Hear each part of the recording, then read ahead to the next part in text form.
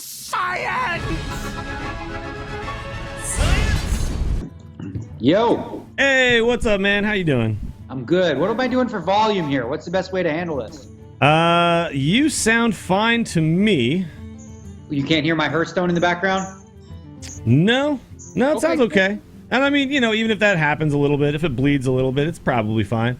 Let me, so you're cool with me popping you up on the screen, your face and everything? Yeah, I got the Cool. hat on. My hair's all. My hair was All right, cool, man. let me go ahead and add that in. By the way, thank you so much for joining us tonight. This should be a lot of fun, man. Yeah, man, sounds fun. So I was thinking, we had you on the show, and you came across to me like I think a similar player to like me in a way, where it's like you want to be good, but you're aware of the fun, right? The fun aspect of Hearthstone, and that it exists and it matters, right? I feel like you're kind of like some that. of the decks I play, I'm like, everyone says they're shit, and I know they're shit, but so what? It's really Yeah, exactly. Mill Rogue, I used to play it all the time, and I'd have like literally like a 15% win percentage. I just kept playing. Sure. Win. It's so silly. I loved it. Well, that's the thing. Like, if you're having fun, that's kind of all that really matters in the end, right? Although, like, when you want to, if you set a goal and you want to accomplish that goal, then you probably need to compromise like a little. But like when you decided to hit Legend, you played what, Shaman mostly? Actually, I did a trio. I did a combination of mid-range Shaman. This is before Shaman. I liked Shaman before Shaman was good.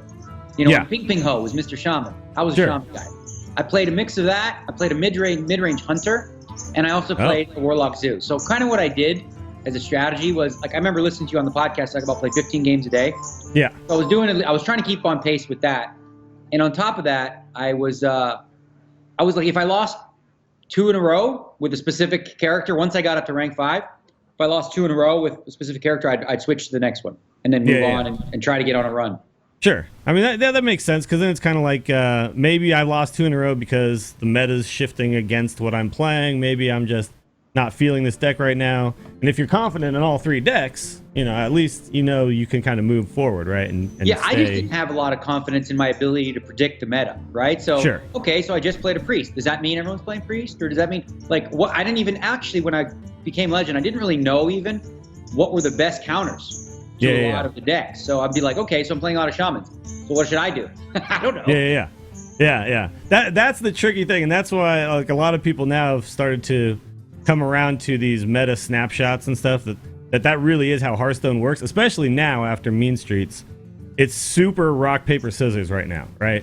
Like, this deck just beats this deck all the time. Like, Jade Druid will beat any like slow other control deck, because It's so funny you say that. I literally, just before getting on here, when I told you I'd be 15 minutes late, yeah, I was just in a game playing a Reno Warlock, and I was up against specifically a Jade Druid. yeah. You just don't kill them fast enough, and then eventually you can't kill that many. Like, it's like a 7/7, then an 8/8, then a 9/9. You're just like, I can't kill all of these. I really enjoyed playing the Reno Warlock. I had a match before that I was playing where he had a Dirty Rat, and I was just like, I already just emperored my because he was also playing a Reno Warlock. So it was a mirror match. I'm like, okay, I'm gonna get what I just learned. Like, get the Jiraxis out, pound him, right? So he plays a Dirty Rat on turn 7, I think, and I was just about to play the Lord Jiraxis on turn 8. Yeah. And he scored that, but I ended up winning the game anyway. So well, that's the thing. He still played a 3/15 for free, right? So. Well, he had a Doomsayer with it too, so he Yikes. Yeah, that's the combo. So, okay, so you're playing some Reno Warlock. What other decks? You tweeted me last night about this Wild Mill Rogue with Death Lords. This sounds kind of interesting. This is fun. So what happened was I was playing Wild. I have 2 accounts. One is like I spent 0 money on, and that's what I specifically, I play Wild and I played Arena to try to win rewards. Yeah. And then I have my regular account, which is this one. So I played against a guy who played this kind of a deck. I don't know what he played because I didn't have deck tracker running, but I just kind of tried to make up my own, and it's so much fun. It's basically like an Azoth Mill Rogue deck where you're playing Cold Light Oracles, you're playing Shadow Step, but the goal really, like the finish, is like to Shadow Step your N'Zoth and then gang up. And then you and just play lots of N'Zoths. Yeah, so then you got like 2 Sludge Belchers, you got 2 Death Lords, right? which are great because it makes him draw more cards. So you either fatigue him to death or you just like fill the board with so much junk consistently. And then he clears it and he's like, yeah, I got through that. And here comes some more. And then it happens again. Yeah, so I actually had a deck kind of like this, and I was calling it Build the Wall. This was my Trump deck. And basically it was Mage, and you do the same thing. You play N'Zoth with Mage, and you play a bunch of Death Lords, and then you play Duplicates. So when they kill the Death Lord, you just get 2 more Death Lords. And it only works in Wild because Duplicate's only a wild card now. And then so you just keep playing Death Lords, and then you play N'Zoth, and then you just build a wall, right? So then it's just like, here's 6 Death Lords. Like, what up? Yeah. And it works as a fatigue deck because every time they kill the Death Lord, it pulls a card out of their deck, right? So they just run out of cards really fast. And then they lose the battle cry if there was one. Exactly, yeah. So, I mean, I was thinking what we could do is we could just pick whatever deck you kind of want to mess with. And I could show you some other fun decks if you want, and we could just kind of play them. Okay, the one that I need most help with, really, and I've been playing a lot of, is I really enjoy it. I think it's really tough to play, really difficult, and it's this Reno Warlock that I'm playing recently. Okay. I have a lot of experience with Reno Warlock, so I could definitely give you a hand there. One thing that I think sucks about the Hearthstone client right now is I can spectate your games, but I can't like look at your collection. You'll kind of have to tell me what's in there, the gist of your deck. Yeah, you don't have to tell me like everything, but you know, so like are you running the combo? Okay, looking through it right here. Well, let's find it. Where are we? So the Reno Warlock has. I'm going to give you the whole list. I mean, just so are you running Leroy, Faceless, Power Overwhelming, like that combo, right? I have that combo, yeah. So you have the Emperor Thoros on then to make it cheaper, and then you burst them for 20 damage or whatever. Okay, so we got that. I've never won a game like that. It happens sometimes. It's how you beat like other control decks, kind of. Yeah. But you can beat aggro just by until you mentioned. You just run them out of stuff against aggro, and then you also have Jiraxis. You said. I have Jiraxis, and of course I've got Kazakus with a Brawn, that's basically the combo that I look to get. And actually, that's the biggest way. Listening to podcasts, but I was one of those guys who was like, "All right, 10 cost spell, cool." Yeah. And that's not bad. I wanted to make sure that I talked about that correctly because 10 cost spell is the most value for one card, right? And we talked about it on this last week's show. No, but sometimes it doesn't make sense. Often when I'm playing the Brawn and the Kazakus, I need to flip the board a little bit or do something on that turn. So now if I play it on turn 8, 9, or 10, which is typically what I do, I can actually throw a spell out immediately. Yeah, right? you get a 1 and a 10, right? And then you can play the 1 and maybe kill a minion or resummon a minion. And then the next turn, you've got the 10 cost spell, right? So now I typically go with a 1 and a 10. Yeah, that makes a lot of sense. And then sometimes you'll find yourself being forced to just play Kazakus on 4 against like an aggro deck. And that's when I'll usually take the 5.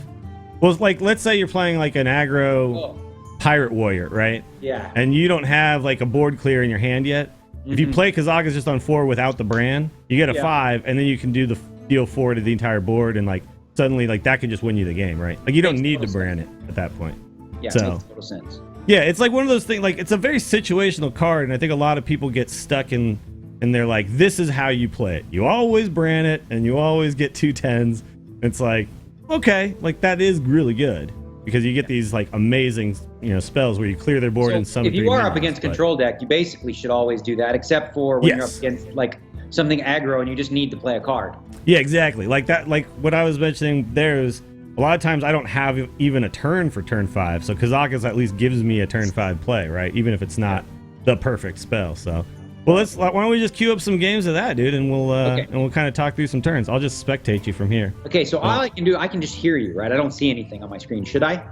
No, we'll just be talking. I'll see exactly what you see. Like I'll see your hand and everything like that. But so just jump into a game. Yeah, just jump on in.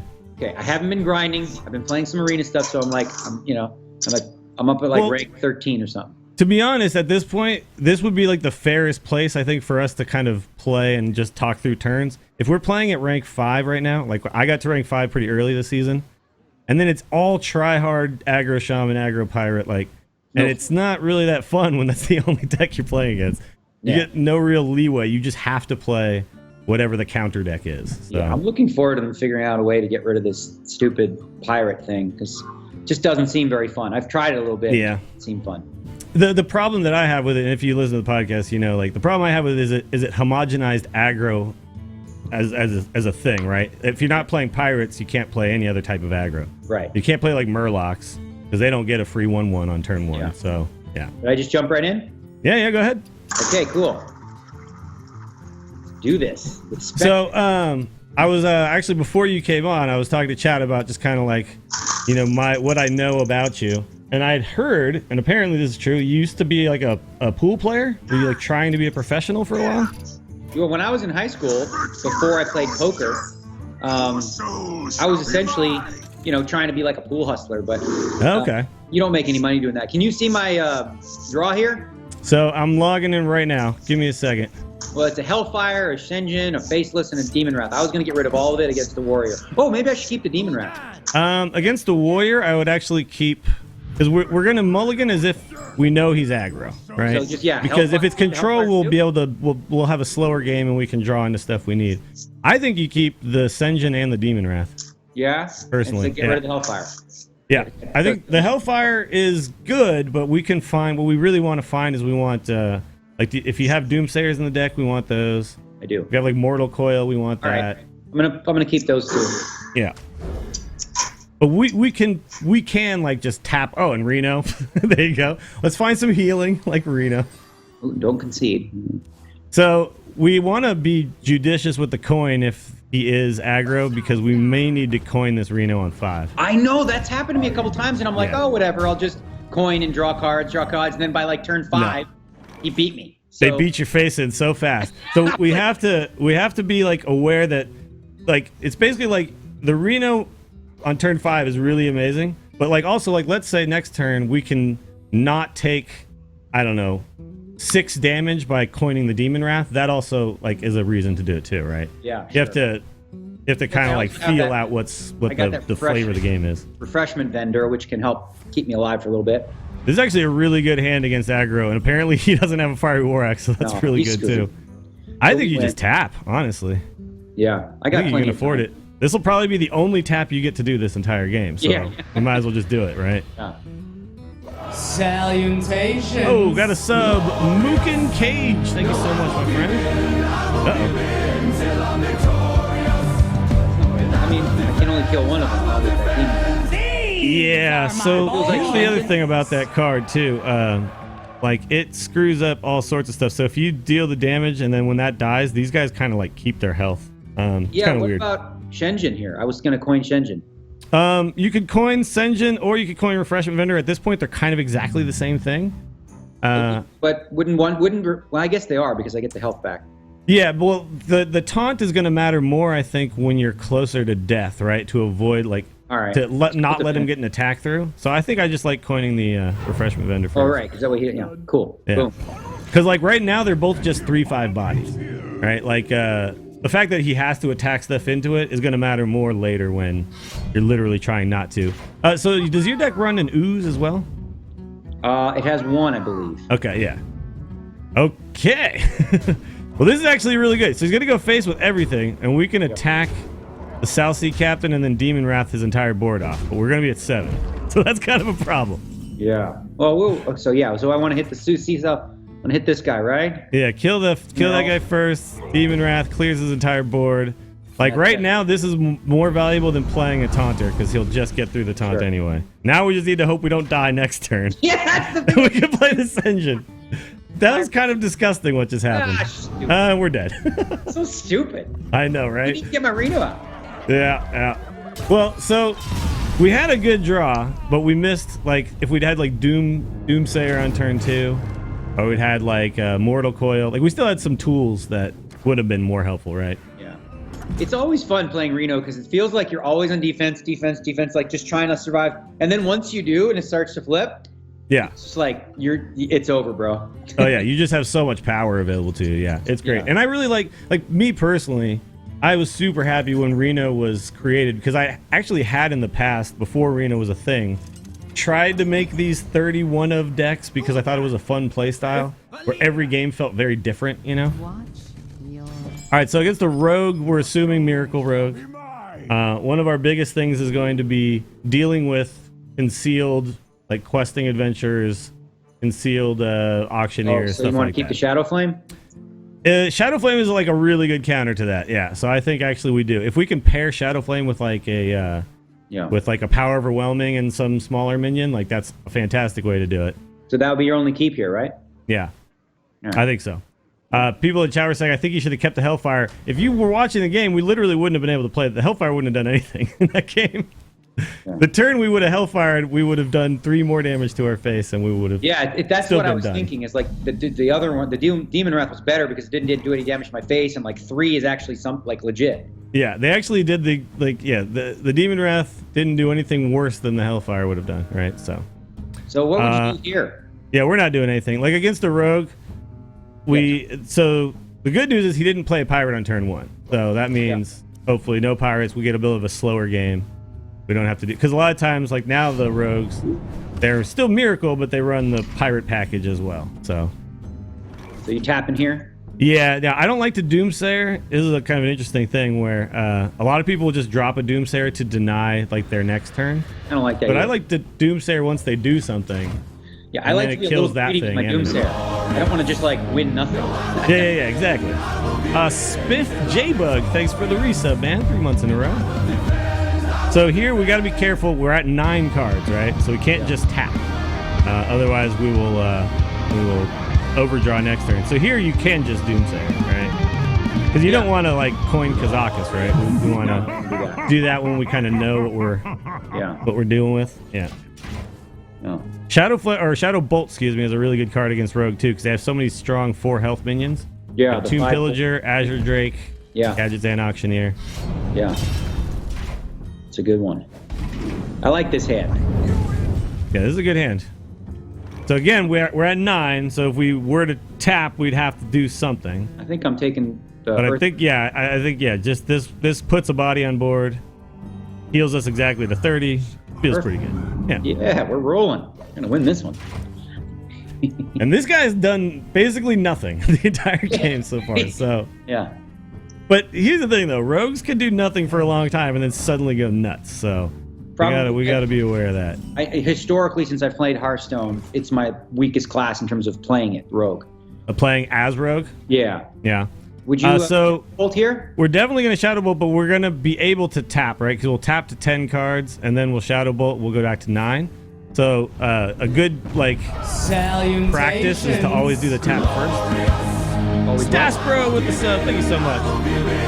So yeah, because we'll be at exactly 9 cards next turn, right? So like kind of a good habit is always draw the card before you do the action, because maybe it changes. I don't see how it would ever change us Shadow Bolting there, but you know. Yeah, right. Oh, so tap first, yeah. Yeah, exactly. Good habit to get into. Yeah, it's just like you want to like in your brain think like, if I'm gonna tap this turn, that's like the first thing I do, right? Yeah. You kind of plan out your turn. And you decide if a tap fits in. When I see this, like, so if I'm not using a deck tracker and I see like so many cards in my hand, like how do you count them? Do you always run a deck tracker? There is a way, if you look at the right edge of your card, the last card on the right. Yeah. If it lines up perfectly with the 0, 5 with the slash in between your 0 and 5, like your mana cost. Yeah. If it lines up exactly with that, you're at 10 cards. Okay, so it's like that's like a trick that I just noticed one day and was like, okay, I'll use that. Yeah. All right, good news. We have a yeah.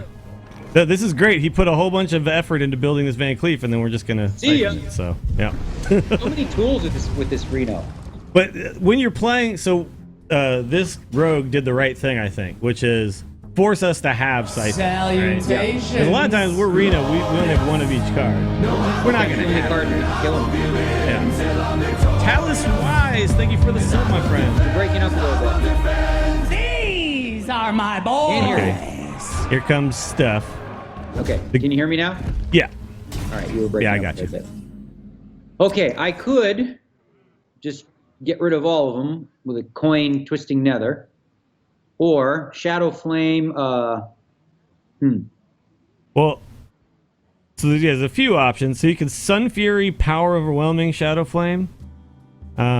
Oh yeah. I feel like Twisting Nether is just going to be your cleanest answer in the future to his Conceal turn. Oh, so you want to make sure that I don't. So I think holding back the twist, like, I mean, we could go either way. You coin the Twisting Nether, and you still have Shadow Flame. You still have Power Overwhelming, right? Just as right now, we don't know if in the future for sure we're gonna have minions to Shadow Flame. And right now we know. I don't normally play it this way, but I want to give it a shot. Yeah. Because it's like this is definitely different than what I would normally do. Sure, but there's options here, right? So you have to kind of consider what's going to be more valuable to me in the future. Is it going to be just the ability to just press Twisting Nether and kill everything?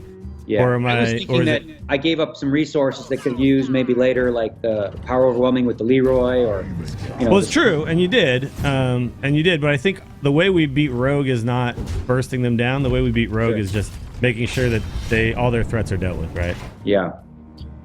Feels like what do you call Abyssal Enforcer? Abyssal Enforcer, yep. This is the cleanest Abyssal Enforcer you're ever going to get. Yeah. Everything else they play has 4 health, right? So yeah. Like we're not going to be able to kill that much else later. You're going to keep this coin. You're not tapping, right? No need to tap here. We might want to because let's say maybe on turn 10 we Jiraxis coin make a 6/6, right? Mm-hmm. Like that'll be really good at that point. Oh yeah. The ability to make your first Abyssal, or not your first, what is it? Infernal. Like you make an Infernal the moment you play Jiraxis. Like that's super important. The biggest mistake I make with this deck is with Reno, like waiting too long or just not playing him at the right time.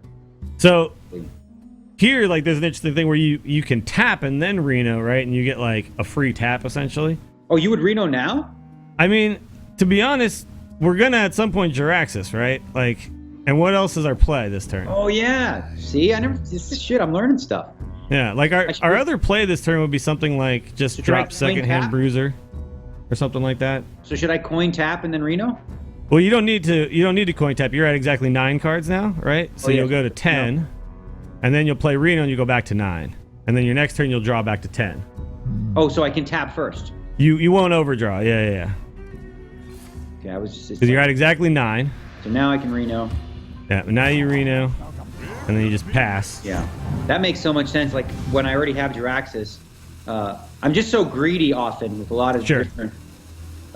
Whenever I have like a card, I want to get like full value. So with Reno, I'm like, okay, I only had 2 life left. I got 28. Yeah. That's good. But I'm feeling like what we're gonna do maybe is at some point he's gonna go all in on a concealed board, right? Yeah.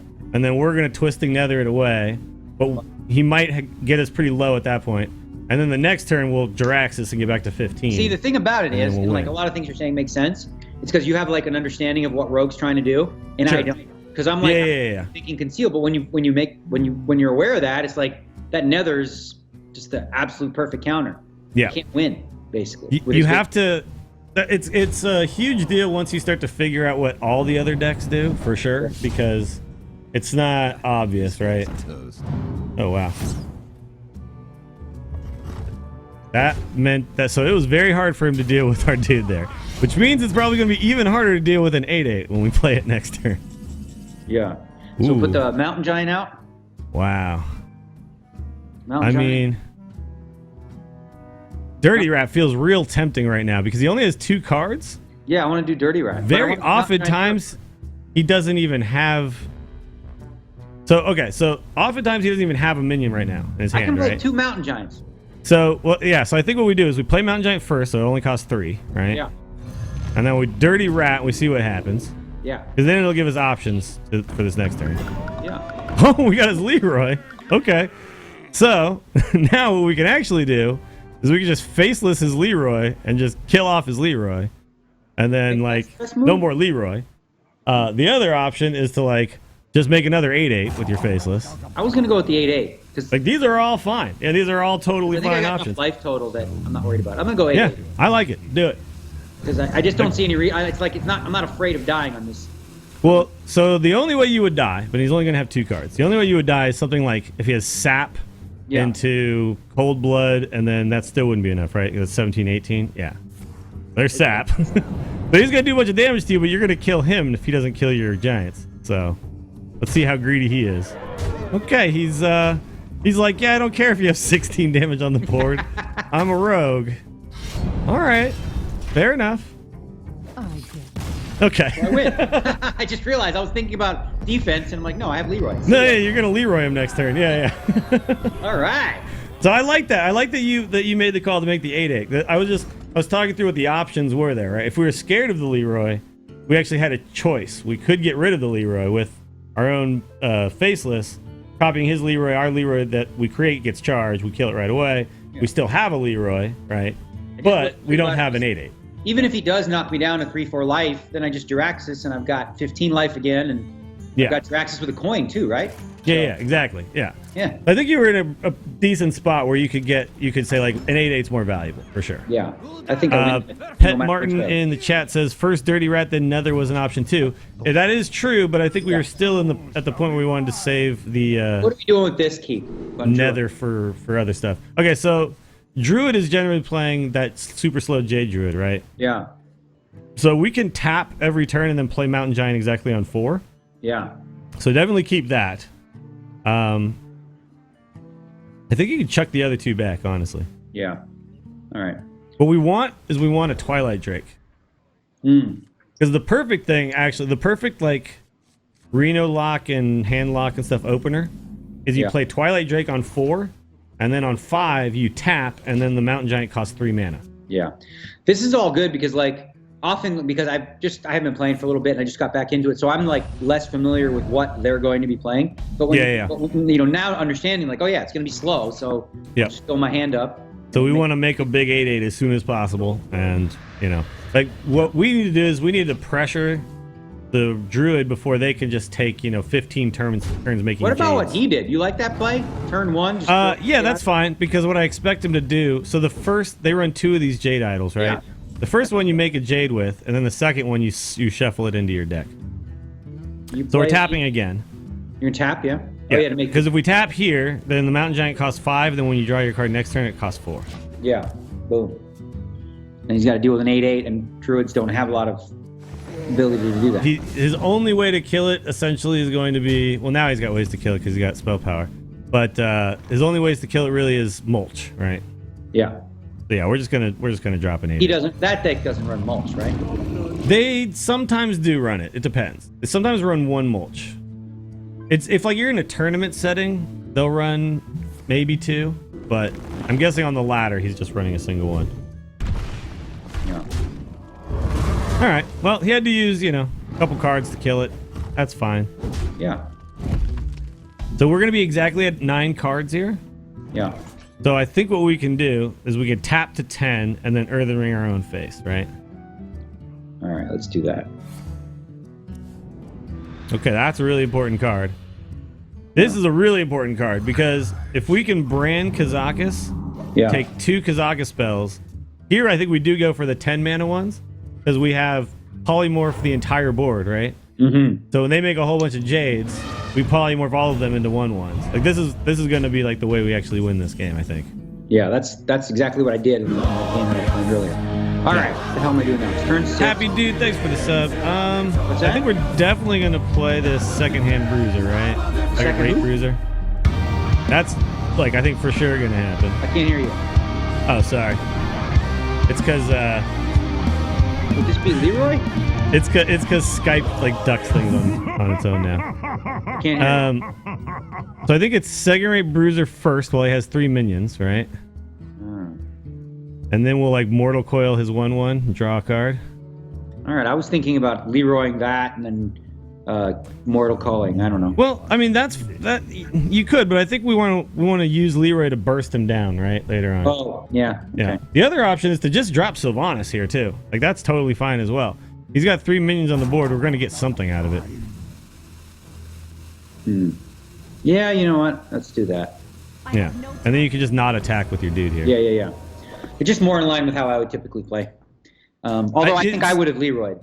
Sure, but I mean, like against this guy's deck, Leroy is going to be like how you're going to actually win the game. I think. So okay, so you kind of got like the perfect situation there. If we'd have taken the 1/1, he wouldn't have been able to attack. Yeah.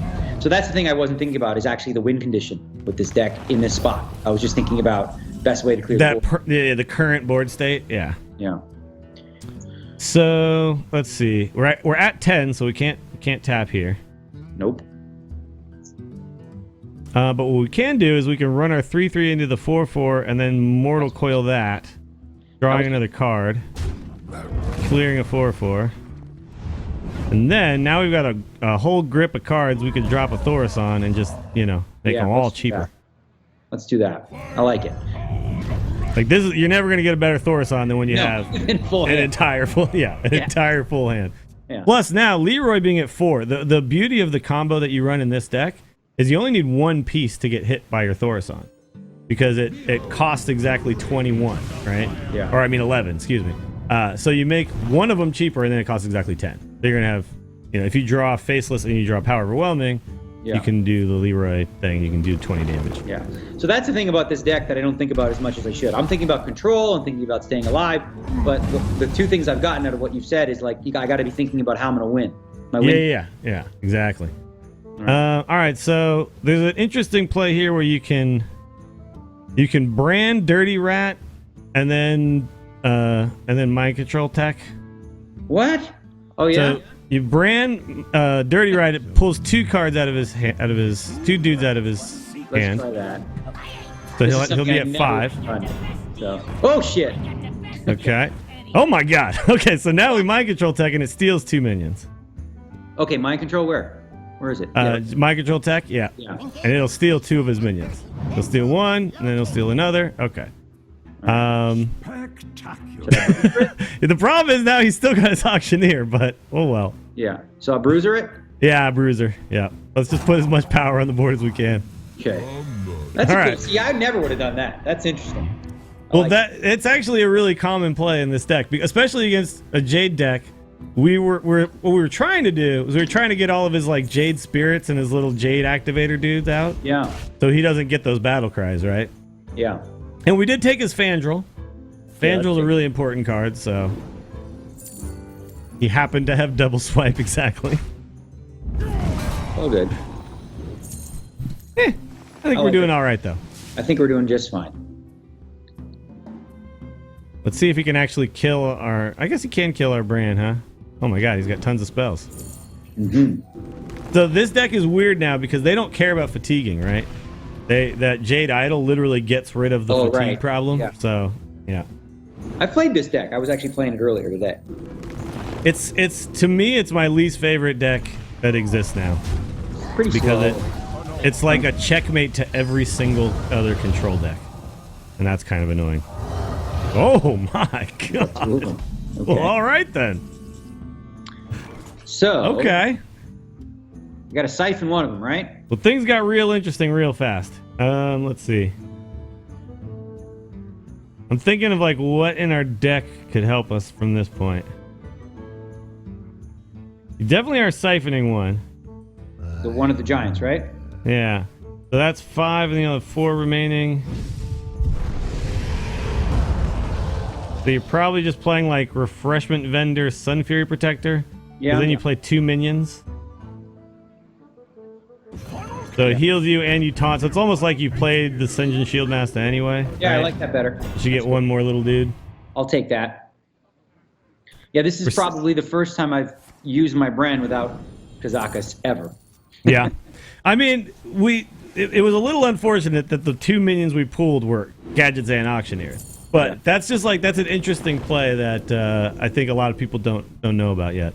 Mm-hmm. And honestly, I think in this matchup, since we're trying to kind of get there quickly, we have to take a couple of risks, I think. Otherwise, like, see this? Like, I played a while ago, I played a brand with a faceless manipulator, whatever. Like, because it says battle cries, like, you know, and then it only gave me 1.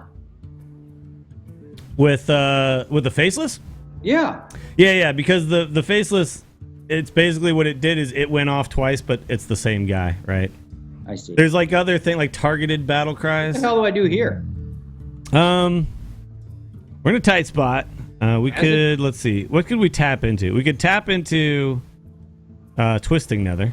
No, yeah, might as well, right? Might as well try it, yeah. Demon Wrath. Does that do anything? Kills the really guys. Kills this guy. Yeah. We're still going to be taking 13, 16. Well, I can get rid of this with the... Well, you want to keep the Leroy for the finish, right? That's... I mean... I don't think we need to do that. I think we should Demon Wrath first, then Kazakus Dark Peddler. We need to... I don't have time. We're going to have to make some tough picks. 10! Oh, shit. Too late. Fuck. That's all right. That's all right. Deal 2 to all. Yeah. All right. Don't worry about it. So this is the other problem with co-oping a deck, right? Is like you're talking about all this stuff, and then you're like, oh no, the rope. Yeah, I was like, I never wrote. The rope is here. Always early, but I was waiting for you, and yeah, that's what happened. Yeah. Demon Rat. Well, we were gonna lose that game anyway because we were gonna take a 10 and then Dark Peddler, and then he was still just gonna kill us because he had the burst. So the Leroy, I should be not using it as removal as much as using it for a win condition. You can use it for removal. It's but I'm matchup dependent. Yeah. Just like it's matchup dependent because in that matchup, like we needed a way to close the game out, right? Right. Because the longer that game goes, the more Jades he plays, and then next thing you know, we can never win because we can't kill the board and we can't do enough damage to kill him, right? So in that particular matchup, having the Leroy as our finisher is really so I'm important. keeping Reno, right? We're definitely keeping Reno against the Warrior, that's for sure. Don't need your I think we actually normally we'd want to keep the Twilight Drake too, but I think what we need early tools to deal with their aggro stuff. I would only keep the Reno here. Yeah, just Reno. Yeah. And like we want to find our Ooze, we want to find our Doomsayer, we want to find Demon Wrath, Mortal Coil. All right, Doomsayer. And we got all of it. We got everything we need. We want to find these 3 specific cards. Yeah, we want to find exactly Doomsayer, Mortal Coil, and Demon Wrath. That's what we're looking for. So... Is it crazy to coin Doomsayer right now? It's not, but I don't think we have to. I think you can just Mortal Coil the 1/1 right now. Yeah, just Mortal Coil that. Yeah. Right. We can Doomsayer neck. We can kind of play like exactly on curve here. Yeah. This Shadow Bolt, what you're saving the Shadow Bolt for is Frothing Berserker. Yeah, Frothing Berserker, yep. Yeah. You kind of always want to like pick your targets that you know you're going to want to deal with. Yeah. And then... I should start running Deck Tracker again. I haven't been, and it's like... Yeah. When I do, then I'm like way more aware of what they're doing. So Demon... So what do you think here? Doom here, yeah? Yeah, I like it. So here's an interesting concept about Deck Tracker. I've heard people say that they don't like the Deck Tracker, but I kind of use it as a training tool more than like a crutch, right? It's not really something I'm just like relying on, but it's something I'm using to continue to give myself a better understanding of the numbers that I need to be keeping track of, right? So that when it comes time to play a tournament, rather than thinking about what percentage it is, I'm just thinking about the decision. I can I already know the percentage. Right? I don't need to have it for the... I think what we can do is we can just coin out the Senjin or the Twilight Drake on this turn. Yeah. I forgot about that. Go with the Senjin. The Senjin does exactly the same thing as the Twilight Drake, right? Yeah, like they both kill these minions. Yeah, no, I'd make sure. I was just thinking about the coin for Reno, but I guess we're okay right now. Yeah. So you probably relate to that though, right? Like as a poker player, it's more important that you just understand the percentages before you are playing the hand, so you're not sitting there thinking about like doing math on what the percentages are. Rather, you're thinking about the decision that they affect. I would say like basically for me, like I'm not an advanced player at this. Like with poker, when you're learning, you have to like think about all that stuff. Sure. I don't think about in poker anymore because I already know it. Yeah. Here, it helps to have the deck tracker just to see what kind of decks people are playing. It also helps me remember like, well, what does he not have? What has he not played yet? And I can actually visually see it. So Twilight here, yeah? Yeah, for sure. But like, so that's what I'm saying is like right now I know that based on the deck tracker, I know that if there's 2 copies of a card in my deck, which there aren't because it's a Reno deck, it's 9.5% to draw one of them. If there's 1, it's 4.8, right? These are like the numbers that I, over time, because I'm always referencing the deck tracker, I now know those things. I think we just heal ourselves. Yeah. Because we just need to make it one more turn, right? Right, and then we got... So there's actually... Okay, so this is an interesting spot here. You would probably assume you're supposed to kill the 1/3, right? Just because of fear of damage against this ward. Yeah, but it's actually... Reno. It's correct to kill the 1/1 because the 1/1 is a pirate, and they have a card where if there's a pirate on the board, it buffs their weapon. Boom. Yeah. Can't have that. So the 3 health that this guy has doesn't actually matter. And we don't tap here, because or does it matter? We don't tap. You don't need we want to make sure we do not die because Reno will close the game out for us next turn. Yeah. Can he kill us? I guess how could he kill us? With 2 cards, he could do like. Oh, there you go. He could do 8 damage out of hand, and he has 13. He's gonna be so disappointed when he sees. Yeah, he's gonna get real close. This is what you get, bitch, for playing stupid freaking pirates. All right, so now you got to say hello, and then you play Reno Jackson. And then he so 3/3 into the 4/3. Yeah. And then then he just says quit. Yep. That's why the games are so dumb, because like all the fun parts of Reno is like winning, the late game, and it's like he doesn't even let you do that. You just have to survive till turn 6. And this would be also my issue with Reno, just as a card, is that in that game, because we had Reno, we won. If we didn't have Reno, we wouldn't win, right? So like there was no. Well, is that necessarily maneuvering we could have done? Other ways we could, have better board presence early and other heal, or I don't know. I mean, they're definitely, that's true, but to a certain extent, it's like that card is what wins us the game in that matchup, right? So yeah. And the other guy, as an aggro player, literally just will not play around it. He will just be like, look, I'm just gonna keep going phase and hope you don't have Reno on turn 6. So what am I up against here? Am I keeping a Twilight here? So Priest is generally going to be Dragon Priest at this point, but there also is for sure a Reno Priest out there, and sometimes they run Dragon, sometimes they don't. Twilight Drake is just a good card because it has 4 attack, and Priest can't kill. That's what I was thinking. Yep. But other than that, I don't think I'd keep anything, yeah? Nah, I think throw the rest out, yep. Because what we're going to be doing is tapping until turn 4. We want to just play the biggest Twilight Drake that we can on turn 4. Mm-hmm. Are you allowed to curse on your stream? Oh, yeah, for sure. Okay. I wasn't sure. Oh, fuck yeah. Okay, cool. Like, there's no FCC that comes down on you? Nah, we don't generally curse that much on the Angry Chicken, but because we know there are like some kids that listen to it. Yeah, you can peddler here because this isn't Twilight Drake is not the same as the Giant, where if you were to do this with the Giant, you wouldn't be able to play the Giant on 4. I like but this like replaces itself. Is that the right card? Mistress of Mixtures to keep? Mistress is the best one for you, yeah. Because I don't have no pirates or nothing. It's Mistress is actually even more important for you because of the heal and less because of the 2/2 body. Well, that's exactly why I would have picked it. Yeah.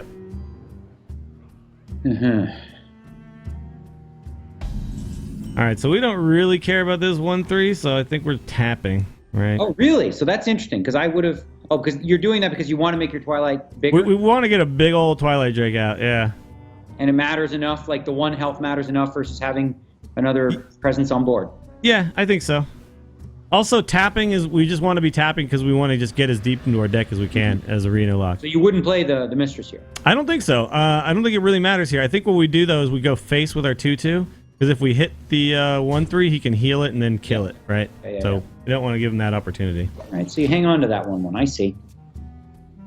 I'm learning stuff. So what we should be able to do is go turn 4 Twilight Drake, and then turn 5 Mountain Giant, which should be pretty. Yeah, so we can kind of start planning out our future turns here at this point. That reminds me of the old like handlock days where you just tap as quickly as possible and put big stuff out. And I actually really miss that deck, man. It was a cool deck. So I think it's play your Twilight Drake and then just don't attack. If what you do essentially if you attack with your 2/2 here is you just give him an extra attack next turn, right? Yeah, no, I never do that. Yeah. So if you don't attack, he has to use one of his attacks on killing the 2/2, and then he doesn't get to use it on something else. That is certainly a mistake I do not make. So he plays his own 4/8. All right. So I'm going to kill this with the 4/8. Yeah, we're definitely doing that. And I guess, so the only thing that sucks here is if he has Power Word, Shadow Word Death, but there's nothing we can, he either has it or he doesn't, right? Yeah, whatever. We actually do have a nice array of 4 health minion or 4 attack minions that we got now in this deck. I realized Reno's really good. Mm-hmm. So the Dragon Priest, the biggest thing about them is they just put so much damn health onto the board, right? Like look at this, it's 411. we have to spend so much of our damage like removing that it almost to a certain extent becomes unworth it. Like it's just not even worth it, right? Just let it be, let it live. Yeah, is there any big threat that I should save the Siphon for? The Siphon will be for so the biggest threat that they run in the deck usually is the 5-drop 5/6 that discovers a card, Draconid Operative, right? So that's I have an going to interesting be idea here. I don't know. What's up? What do you think? Shit. So what are you thinking here? Well, I think the way we win this game right now, because we don't have like Leroy or anything in our hand, is we're going to win this game on the board, most likely. Mm-hmm. So I kind of like just double trade into his 4/11, play Ascension, and tap. Okay. Let's tap before we play the Ascension, just to see if it changes anything. But all right, that's definitely different than I would have done it.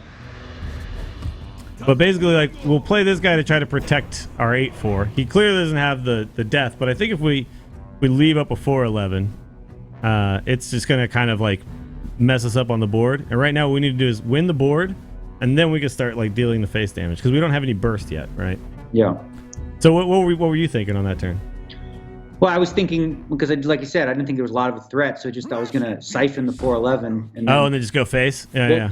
I was good with the Twilight. I was going to knock out the 3/4, and then just leave the 8/8 and go straight to face. That, I think, to be honest, like, I think that would have been totally fine too. Yeah. I think all those options are fine. All right, so we don't want to be doing these trades for him anymore. Definitely not. Definitely we don't want to do those trades for him. So what are we thinking here? Okay, so we'll probably just like make some little taunty guys or something and protect our 8/4. Yeah, so put the mistress out. So, but let's if we do that, like, are we shadow bolting anything? I don't think so. No. So let's just tap first. Yeah. See if we get a cool minion. Oh, ooh, that'd be sweet if this guy wasn't at 4 health. So then I was kind of sweet this. Though. But yeah, so if we mistress and then we put the Sunfury Protector on the right side of the mistress, so we're not taunting our giant, and now we just go face with the giant. Yeah, that's what I was going to do. Okay. Yeah, cool. I like this. Yeah. I like this. Makes sense. Chad is saying, does anybody else know who Daniel Negreanu is? Oh, is he the guy in the hat and the glasses? We're literally both wearing hats and glasses. That's funny. Yeah. I figured, I was going to be on your stream, so I'd have to bust out a hat. It's your signature. Do you have hair or no? Yeah, I do. Yeah. I got plenty. I bought it. I got my hair moved. Yeah? I got a whole bunch. You got the best hair money can buy? Yes. 15. Oh, yeah. Right out of here, chopped it out, put it up here. I expected by this age in my life I would be bald. My grandfather is a bald man, but it just never happened. So here's a place where I would be. What do I have? Can I tap? We're at 9 cards, so yes, we can. All right.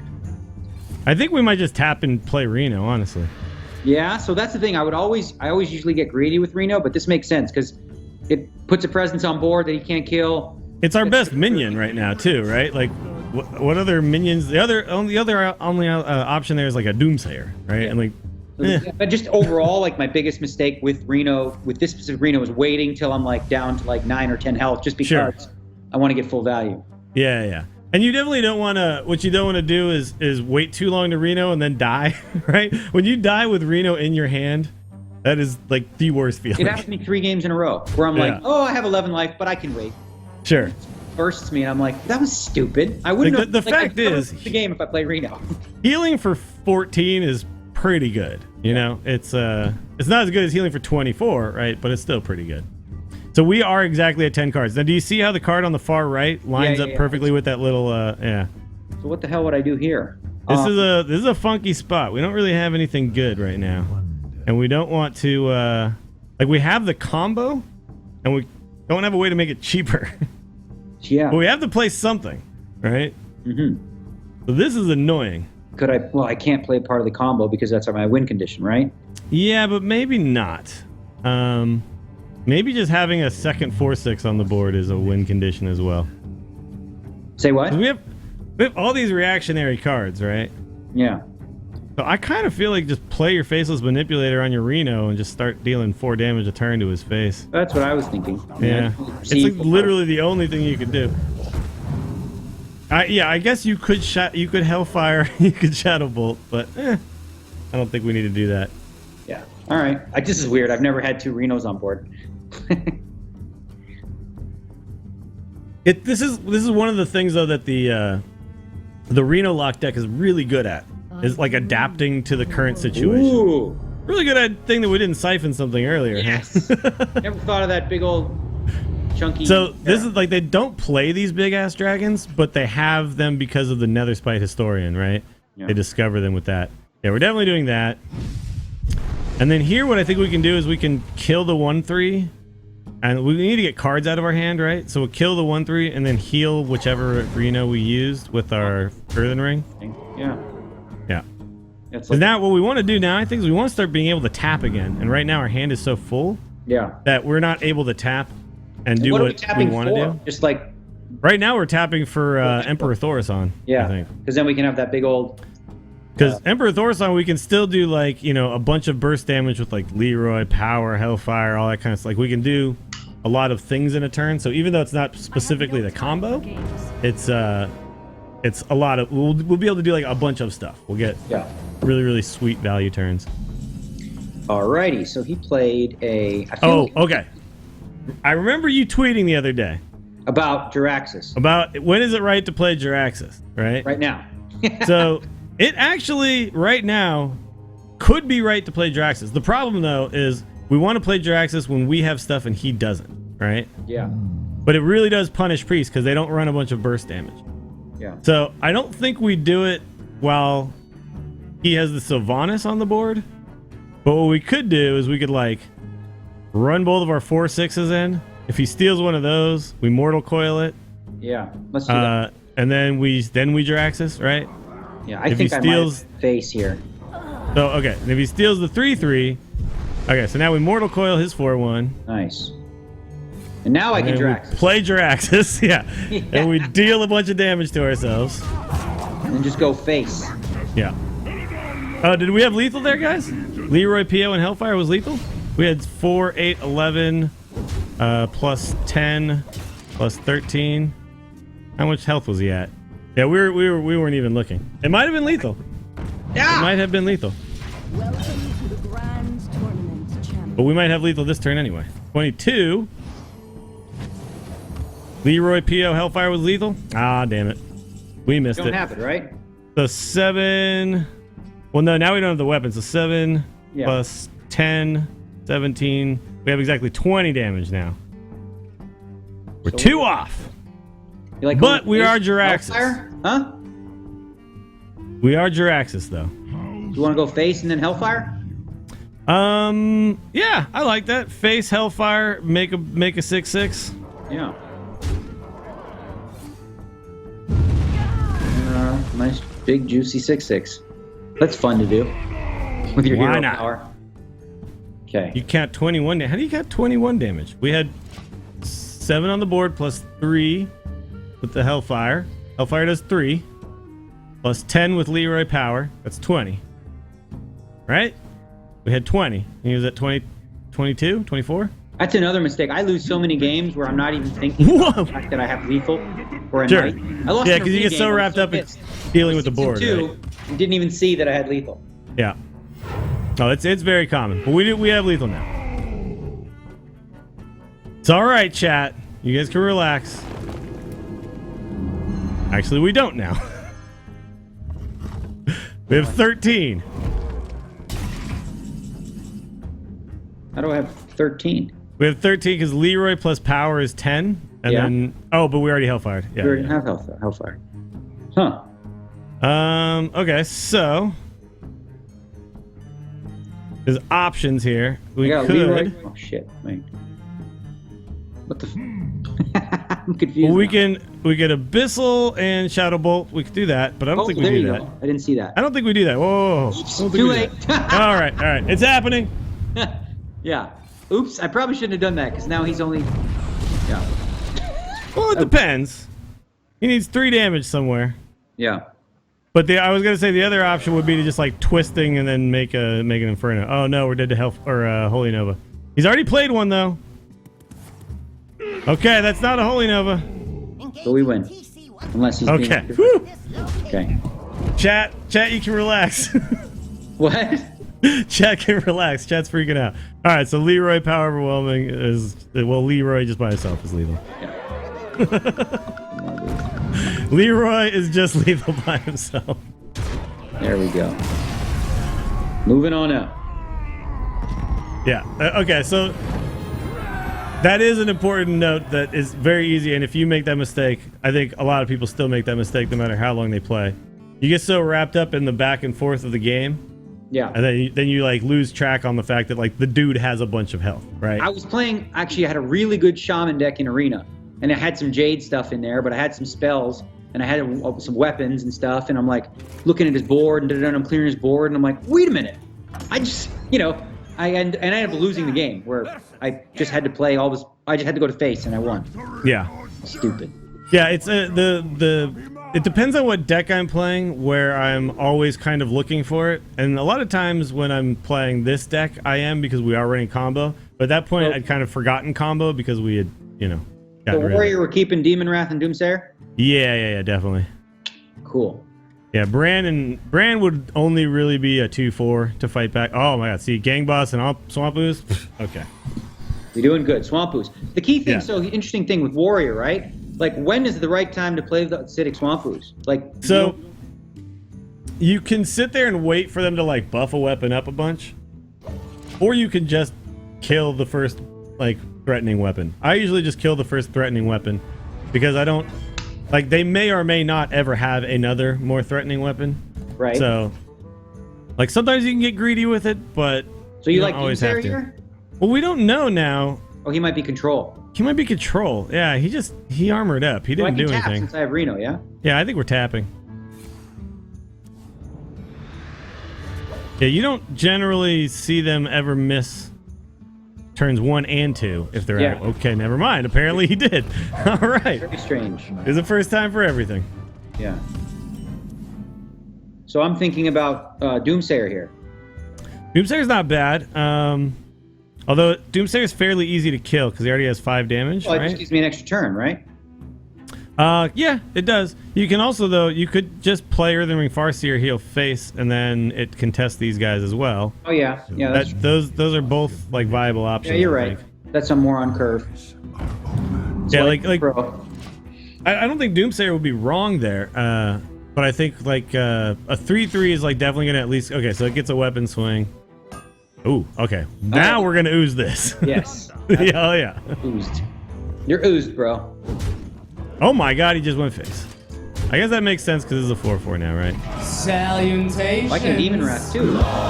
So I think we want to ooze. Well, we can. Okay, yeah. Well, we can. I like just ooze Doomsayer though. Honestly. Oh, ooze Doomsayer. Then don't hit. These are my boys. Because now, like, if we played Demon Wrath, we would play Demon Wrath first, but also we would be using coin, which would mean that we wouldn't have coin Reno and stuff like that if we needed it. Rimo plays. Thanks for the sub, man. We also might get value out of this mind control tech. Because he's going to keep pouring on the damage, I'm assuming. Yeah. Well, he's going to clear the Doomsayer first, and then... Yeah, he'll attack in with the 4/4 and the 3/3. Then the 2/2, I'm assuming, will go face.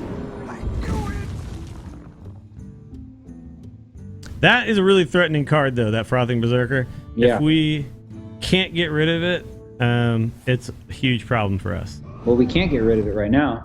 Not right now, but let's see what happens. Okay. So, options are... Well, you could MC Tech first, and then, depending on what happens, you have, like, Demon Wrathy stuff. Oh, yeah! Oh, okay, well, there you go. Okay, so now attack the 4/4 with the 3/2, and then Mortal Coil it, right? That works. That's one way to get rid of it. Or you could just do that, and then, easy game. We're just going straight to Legend number 1 today. Yep. Mind control tech, yeah, hashtag Hearthstone, that's right. This is how you play Hearthstone, guys. Yeah. Let's see, when you were on the show, you brought up the point of the randomness of Hearthstone being one of its kind of cornerstones and why it's so fun. It's important. So imagine if like you and me played and like you're better and you won 100% of games. Sure. That's fun. Yeah. It's not fun. No, people would definitely lose interest. Mm-hmm. So we want to kill the 3/3 with our 3/3, I believe. and then we're probably just gonna Reno, and then smash his face in with our. Really? You think huge smash guy. face? I think once we play Reno, we've won the game. Right. So it doesn't really. I mean, just saying theoretically, I would usually, because I know that he's a fast playing deck and I'm control or whatever. I don't just always look to clean board up. But yeah, no, there is an option though here where you kill the 1/1 because then he can't kill your Leroy, or I mean your Reno. But I don't know, man. It's 10 damage. It's hard for me to have a 10-10 or 10 damage guy on the board and not hit face. Get rid of all his threats. Yeah, but I don't know. I think we're just gonna win. I think we're just gonna win if we smash his face. I mean, we were certainly gonna win either way. Like, we're winning the race right now, right? Like, he now has to start killing our stuff. He can't ignore it anymore. Sure. Or he might just be like, whatever, bro. Well, I think this is his I'm gonna play all my stuff and concede. Yeah, he's maybe like, he has like play Quest. a bunch of Pirates Quest or something. Yeah, right. I hope that they don't actually make pirate quests ever. Because like, we don't want people incentivized to play more pirates. Yeah, we don't want them to actually think the pirates are what they should be doing. Oh my god, he actually just like didn't leave either. Abyssal Enforcer has to be lethal, right? Wait, let's think about this. That's 14. He's at 23. Oh. Every time that, something takes damage, this dude grows. 6 things take damage. We gain 6. Oh wait, 14 plus 6. 20. Not enough. Not enough. Not enough. Oh, I can. Wait a minute. I can face this manipulate. Yeah, but it doesn't have charge. Oh shit! Yeah. Oh, I almost screwed up. It doesn't get to attack right away. So the other option is like just Shadow Flame or Reno, and then play Refreshment Vendor. I think you coin out the Refreshment Vendor too. Think so? Yeah, but what we should have done is Shadow Flame the Reno first, and then attack. Oh, plus the 3 from Abyssal. Oh, it was lethal. Yeah, you guys are right. Oops. So plus 6, plus 3, plus 9. Yep. Cool. It's been a long time since I've had to do math with frothing berserkers, man. I don't know. Did you were playing when patrons was a thing, right? I love patrons. I actually created a control patron Nazoth deck in WoW. That was fun to play. That deck was insane because you'd be sitting there and you'd be like, well, I think it does 65 damage, but I'm not sure. And you'd be like, all right, I don't have time. I don't have time to think about it. I'm just wonder going. How they get that. Like, once they took out they nerfed Warsong Commander, it just sort of screwed up the. Yeah. I just kind of, and I don't play the pirate deck either. So I'm playing a Reno Mage, right? Probably. Yeah, I think we could safely assume that. So wouldn't Dirty Rat be a good card to keep just in case I can pull his Reno? It is, but you don't want to play it on 2. You play Dirty Rat like later on when you know you'll be able to kill whatever comes out of it, right? So keep it though. But I still think it's an okay keep. Yeah, like I would probably only keep that. Yeah. Sylvanas is an okay keep as well if you think Reno Mage. But if it turns out to be Tempo Mage, and then suddenly they're beating our face in, we're going to be really sad. I haven't played a Tempo Mage in a long time. They're actually making a slight comeback because that's what I played the most of when I started. Yeah. Well, they're making a slight comeback because they're actually really good against some of these like slower decks that, like the Reno decks. Like they just shoot you in the face with fireballs a bunch and you're dead, right? Yeah. So this, I mean, Babbling Book, this could be Tempo. We don't know. This could be Tempo, could be Reno. Yeah, we don't know yet. I don't think we do anything here though. I think we're on the tap plan, right? We're chilling. Tap, play a big old Twilight dude. Yeah, because he only has Polymorph to deal with that, or like. Yeah. And if it is Reno, they only run 1. So now that he's fire blasted. Molten Giant. I mean the other Mountain Giant. So what we want to do here is we want to like finagle things so that the Twilight comes out and then the Mountain Giant comes out. So if he does polymorph it, he's polymorphing the Twilight, right? Not the Mountain Giant. Right? I think we just tap. Tap. This is what you do. Is like you take the first few turns off, and then you just smash giant dudes on the board. Sure. Well, normally what I would do is like, okay, I have a 3/2 that's not going to be used. I'll just play it and weaken my thing. But this is a lot more like the old school handlock where. Yeah. It's actually very similar, if you were facing down, like if at this point he'd played a second minion, we probably would then play something into him, right, to make sure we have. The ability to contest. I can't tap now, right? No, we're gonna coin the Twilight Drake now. Oh yeah. Because then I can play the Mountain on the next turn. So we'll coin the Twilight Drake. We won't be able to play the Mountain Giant for one more turn, but we'll get the Twilight Drake out like pretty quickly here. Yeah. This also opens up our ability to start tapping again. Mm-hmm.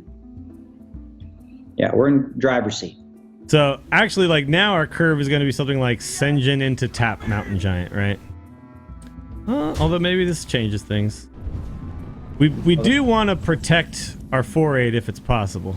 So far, it is not. It is not. It is not possible at the moment, so we can tap. Yeah, we have to. We'll go to 9. Okay, so we can't deal with it at all, so now we're just hitting him in the face. Well, actually, you could Dirty Rat. That's what I was about to say. Shouldn't Take one of his guys with them. Yeah. I think that's I don't mind it, right? dude. I think we do it. Yeah. Yeah, let's take one of your guys with us. That's what you get. Oh, that's a good one. Yeah. Yeah, that's in a key card. Oh, I'm happy with that trade. So I had somebody in my chat say to tell you to start streaming again. And I do remember you were streaming for a little while. Yeah, I was streaming. I should have streamed when I got Legend because I lost my shit. I went crazy. But did you decide that it just wasn't for you, or was there like a certain reason? It. It's just I don't know, lazy. When I play, I don't like set times to play and stuff like that. I'm on the couch. I got my daily quests. I handle that. So is this Mountain Giant time? It's never really going to be like your profession either, right? So okay, so you see how Mountain Giant costs 4? This is an indicator that we have 9 cards in hand, right? Yeah. So we get a free tap. So we tap, and then it'll cost 3. Oh, and then it goes to 3. Yeah. Yeah. And then we get to tap, and we get to play the Mountain Giant. Yeah. I missed that. It's funny because this game, like, it's all stuff I know, but if you're not really focused or paying attention, you know, like if I'm on the phone or I'm reading something or whatever, it's little things like that I miss. Yeah, sure. I mean, those types of things are super easy to miss. All right, so he's made a whole bunch of stuff cheap. So this is a little bit worrisome because a lot of times when they're Reno, they're playing Archmage Antonidas, 8/8, yeah, and they want to make a whole bunch of cheap spells, right? Got to kill him here, yeah. But well, that's definitely got to die. But let's think about what else we're gonna do with our turn here. We're probably gonna Mortal Coil his 1/1 too. So let's like do that first because it draws us a card. Yeah, it's always the smart thing. Okay, this doesn't change anything. So yeah, we're gonna do that, and then we're probably gonna play like refreshment vendor or something to heal us a little bit. Yeah. Yeah. That makes sense. It doesn't die to flame strike. So now, at some point, he's gonna make a whole bunch of fireballs. I think is what's gonna happen. Right? Sure. With the Archmage, you think he's got the Antonidas? Yeah, I think that's what's going on here because.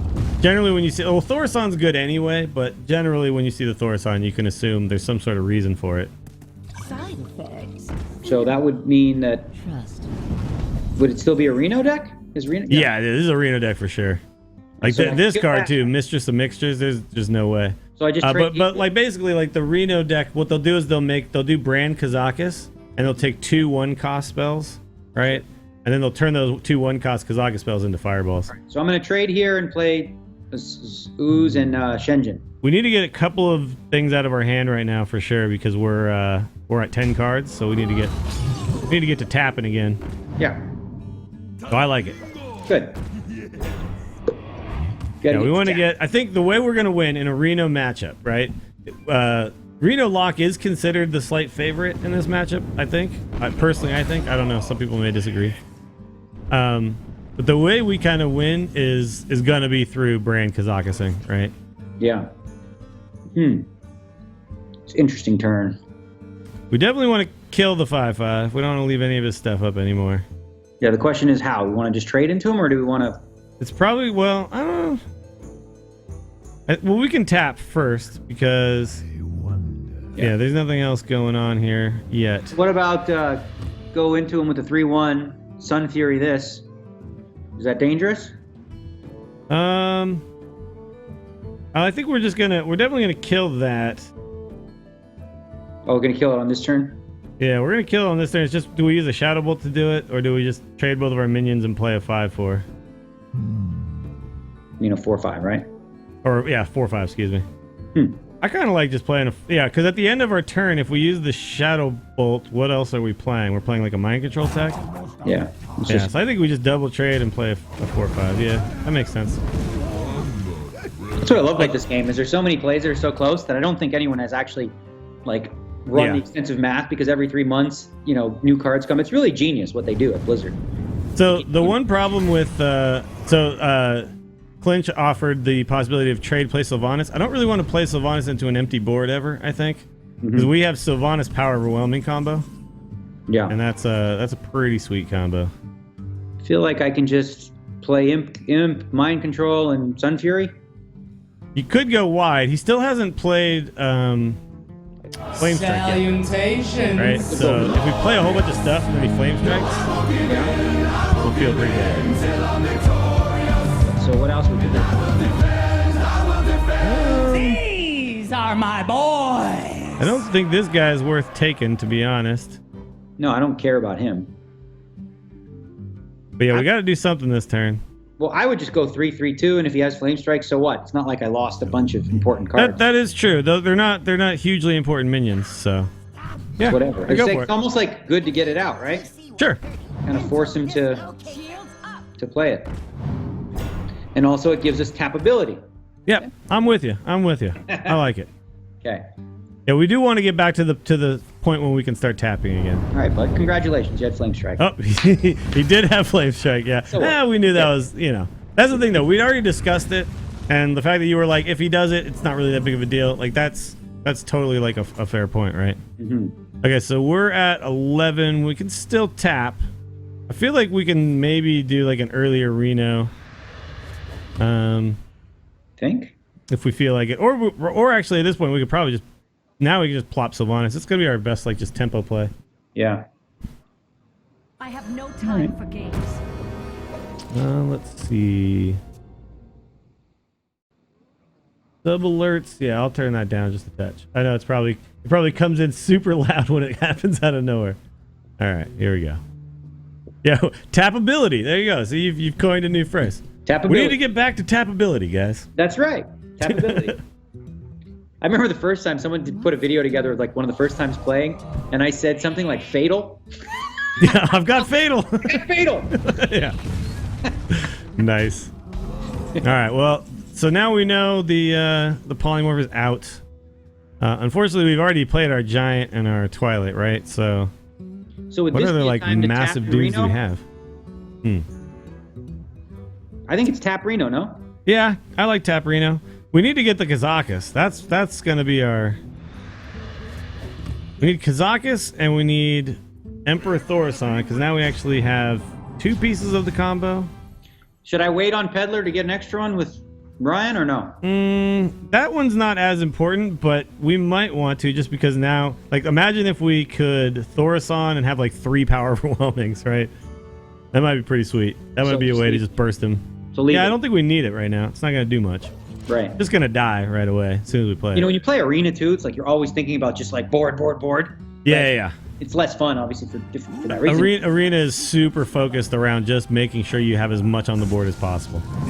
All right, so now that he has brand Kazakus, we must brand Kazakus. Like, we can't be the one that doesn't do this, right? Yeah, exactly. So.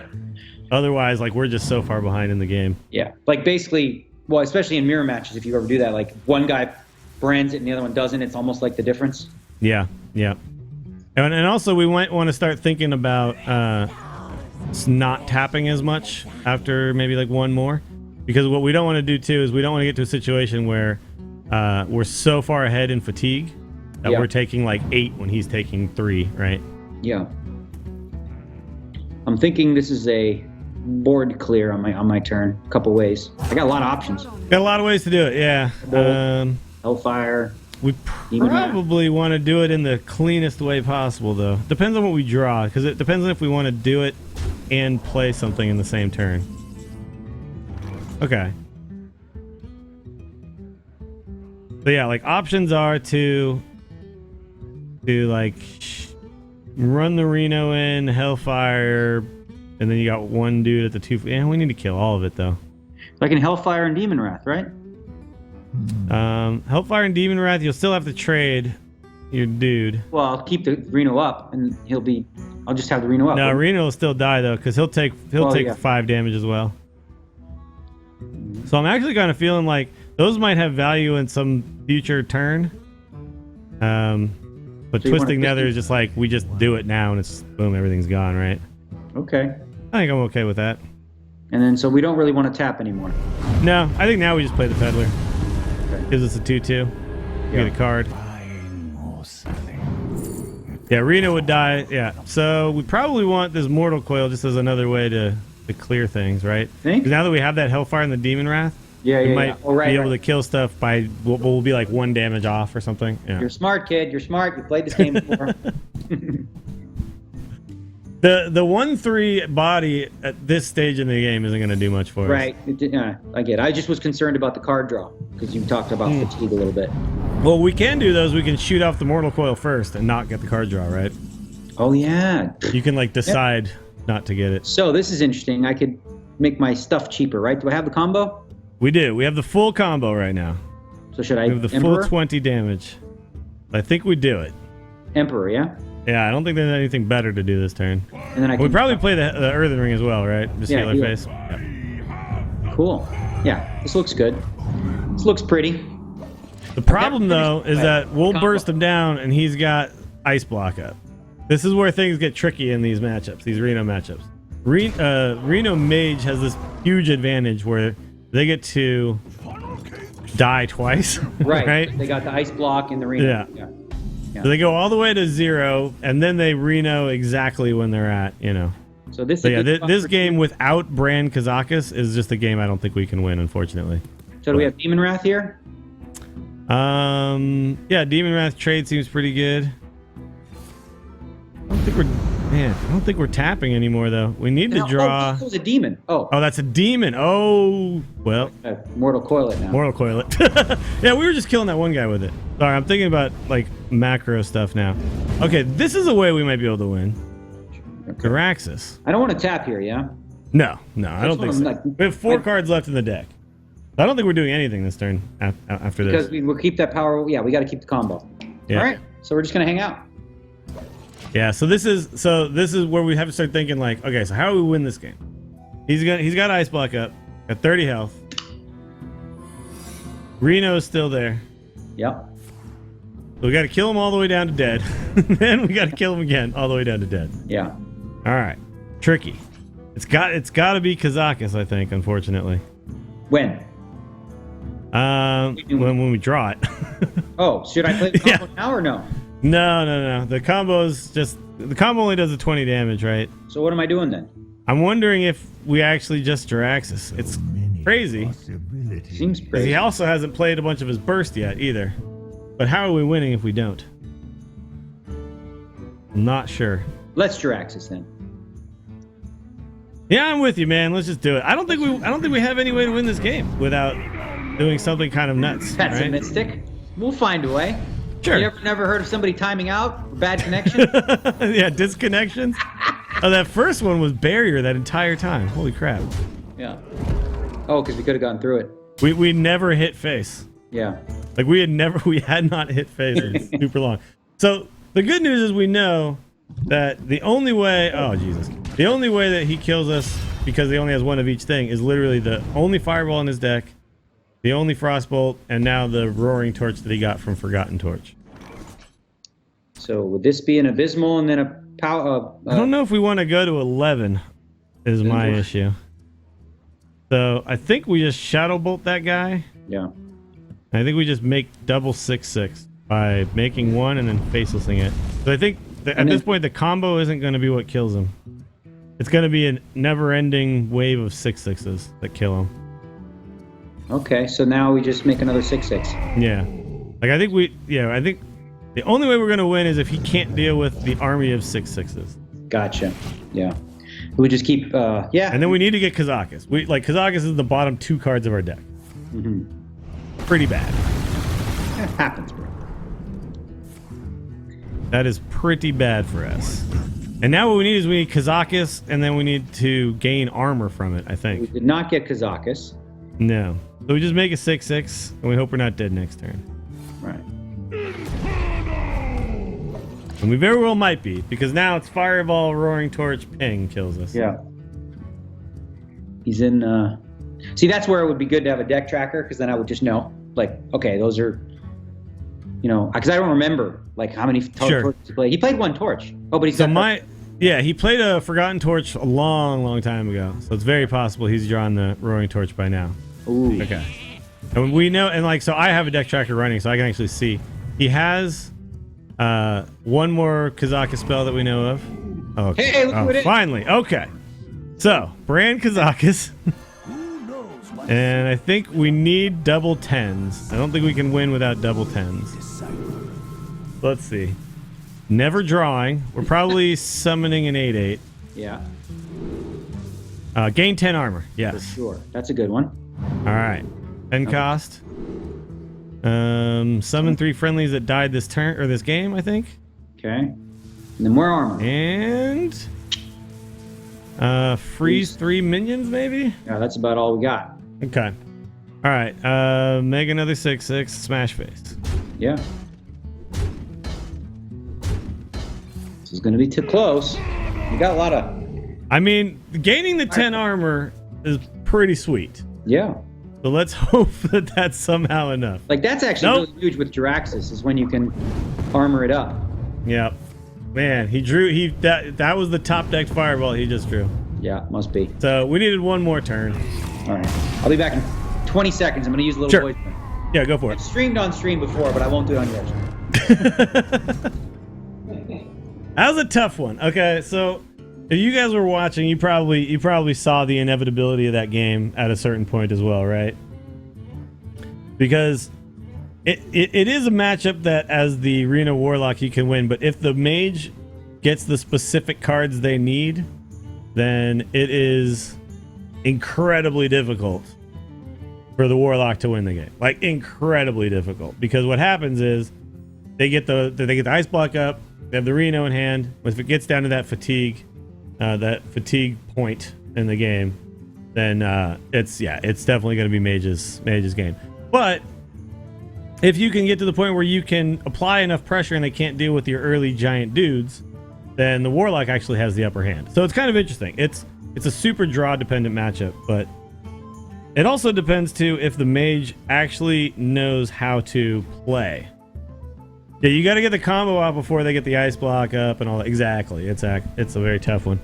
Is there ever a way to fit an Eater of Secrets for just that matchup? Ugh. I don't think that one matchup is a big enough issue to play a card that's terrible everywhere else, right? But it's a real killer, huh? Yeah. I mean, that would have... Eater of Secrets would probably win a lot of games you wouldn't win in that one matchup. Paladin was still a thing. That card would be pretty good.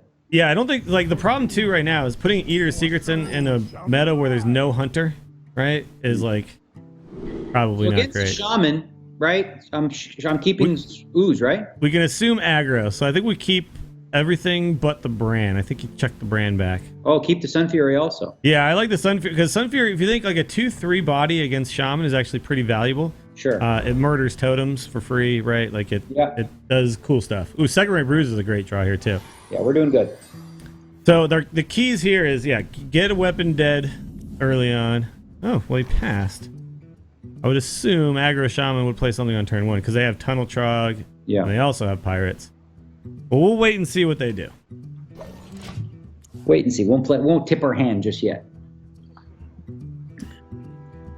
Just cut Imp Gang Boss. It's so bad though. Imp Gang Boss is an amazing card against aggro matchups though.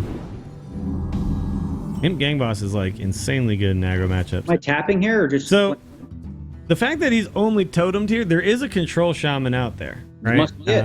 And it plays Devolve and it plays like a bunch of AoEs and stuff like that. So I'm guessing that's what it is. So I think it's tap time. Mm-hmm. We change from... We'd play the Sun Fury. Yeah, like if it was a pirate or something like that, we'd probably just put a 2/3 on the board right away. I'm learning lots, bro. I'm learning lots. I'm glad, man. This is fun. I like talking through decks. Like it's something I don't do on my stream as much as I should probably. Mm-hmm. So I think we probably want to do something this turn, right? We can't tap because we're at 9. So the options are to coin something or to just Sun Fury Protector. I like coining to a Shinjin because I have refreshment later, which helps me and not him. Yeah, so if we were at 26 right now, I would say play the refreshment vendor first because we'll get full value and he's at 30, right? Yeah, we're not. But because we're at 28, it's almost like if we wait on the refreshment vendor, we'll get like a free tap later. Right? That's kind of what I'm hoping for. Yeah. Yeah, I think that makes sense. That's the other thing too is when you have options like this, like they're You always kind of want to think through why one is actually better than the other, right? Rather than just being like, probably this one. Yeah, after I'm done with you, I'm going to get back on the deck tracker train, because that really helped me get better. Just being able to know what's going on. Okay, so he just played a 7/7 after not doing anything, so now I'm thoroughly confused. So I think this is just Bruiser, right? Yeah, I think it is too. You just Bruiser and you kill the totem you can kill. So, if I could make a suggestion to your deck, and you might want to test some things out, Blast Crystal Potion is actually a really, really good card for dealing with stuff exactly like this. It sucks because you lose that mana, right? So the rest of the game one where you destroy a minion but lose. Yeah, but like in this particular situation, like we have no way to deal with this, and we're just gonna be like taking damage from it for the rest of the. Oh, he got the healing totem still. I forgot about that. Yeah, we were excited for a second. For a second. I think we probably just have to play a body now, huh? With refresh? Yeah, I think so. We just have to challenge this thing. Yeah. Yeah, we have to challenge it. The good news is it's going to be tough for him unless he gets another taunt totem to prevent us from actually killing it. Well, we got the Shadow Bolt. Right. Yeah. He'll probably go face with this, though. Yeah. I'm actually not sure what this guy's deck is now. I'm a little confused now. Because to not do anything for a while, and then Lava Burst and Flame Wreath Faceless. He had the worst draw in the history of Hearthstone. Yeah. Oh, this is sweet, though. Now we get to just Hellfire. Hellfire the whole thing. See ya. Yeah, he kind of played. Now, I guess the question now is, do we play Sun Fury or do we tap? I kind of like just putting a dude on the board. Okay, what would be the reasoning for that over tap? Actually, wait. No, we have Abyssal Enforcer in our hand. So I think, yeah, we could tap. Because Abyssal Enforcer should clean up most things next turn. See, there you go. And it would also clean up our own dude, right? But yeah, so Blast Crystal Potion, like I don't run Ascension in my deck. I run a Blast Crystal instead. But yeah. Ascension is actually a totally okay tech as well. Because Ascension's better if pirates are your problem.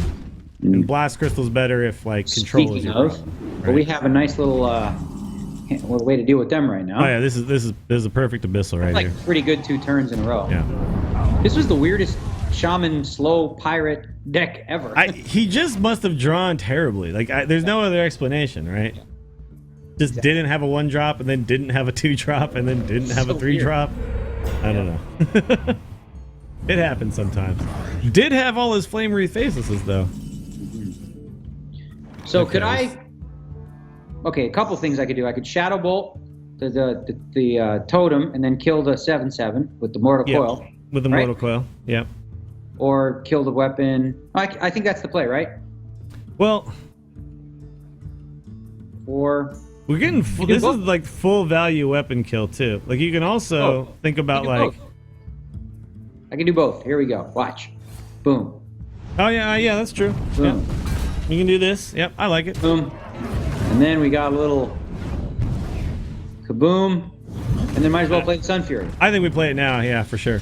And then he's screwed. And then what up? We got dudes and you don't. All right. You just can't win now. Like you know what's funny about Aggro Shaman 2 is Jiraxis is not nearly as bad against them as it once was. Especially now that both of his 7/7s are gone and one of his Lava Bursts are gone, right? The only direct damage they still have left now is going to be lightning bolts and jade lightnings. Well, he's made another board though. Yeah. That's what they do. I'm gonna just keep making boards. It'd be sweet if we had Dirty Rat. We'd have like the Brand Mind Control Heck Dirty Rat combo thing we did earlier.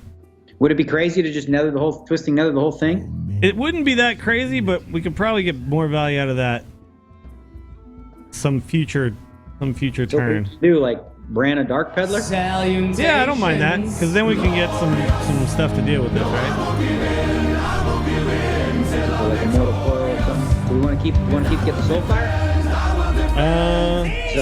Soulfire is dangerous because we're gonna lose our like Jiraxis or something, right? So what? Yeah, okay. One Soulfire at least is fine, right? Because we can Soulfire that 3/4. That's pretty important. And then probably the Zealous Initiate is the only one that actually does something here, right? Yeah, let's go ahead and Soulfire the 3/4. And hopefully he gets rid of the And one. hopefully, yeah. I'm gonna play this dude. Ah, well, all right, Take whatever. the mind control out? Oh, Sure. Yeah.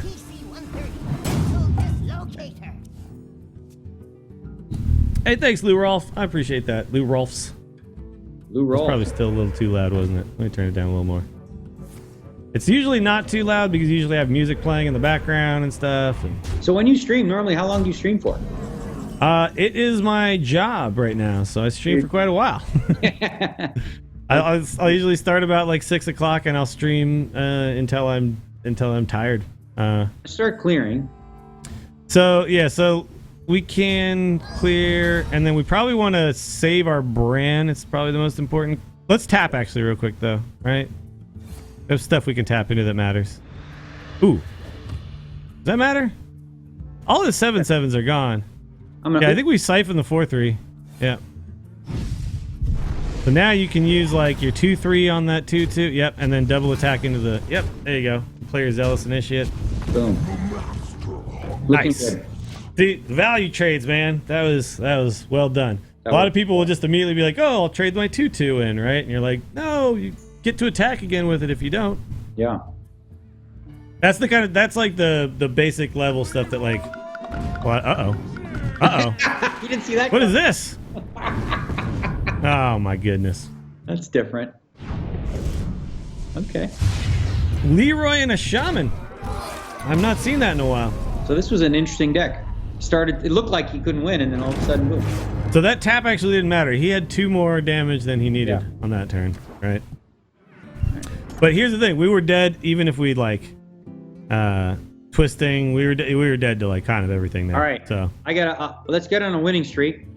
And I'm gonna play until I lose one. we've traded a taunt totem before the trade, so you don't have 2 damage on your thing.